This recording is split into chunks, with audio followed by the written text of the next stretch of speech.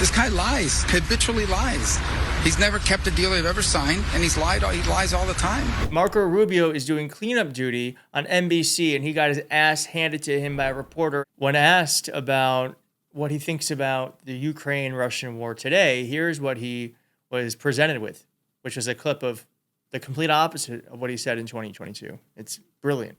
Terry, I want to play something you said about President Putin. This was right after the invasion in March of 2022. Take a look. This guy lies, habitually lies. He's never kept a deal they've ever signed, and he lies all the time. And I don't know why, but he plays us like a violin in the West, because the West wants to believe that you can cut a deal with everybody. You can't cut a deal with guys like this. He's a professional, experienced liar. Mr. Secretary, given that, what makes you think that if you are able to reach a deal with President Putin, that he would stick to it, based on, as you just said, he's a liar? Well, that's the point. That's why the deal has to have enforceable mechanisms in it. That's why the deal has to have things like security guarantees.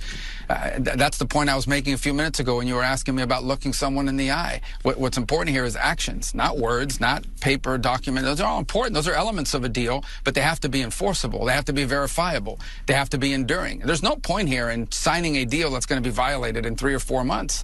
There's no point in doing that. It actually would make things worse. Blah, blah, blah, blah, blah. Well, does anyone believe that Donald Trump is going to sign a deal that he plans on enforcing? He can't even keep tariffs on China. And there were supposed to be consequences for there being no ceasefire from Russia. Remember that?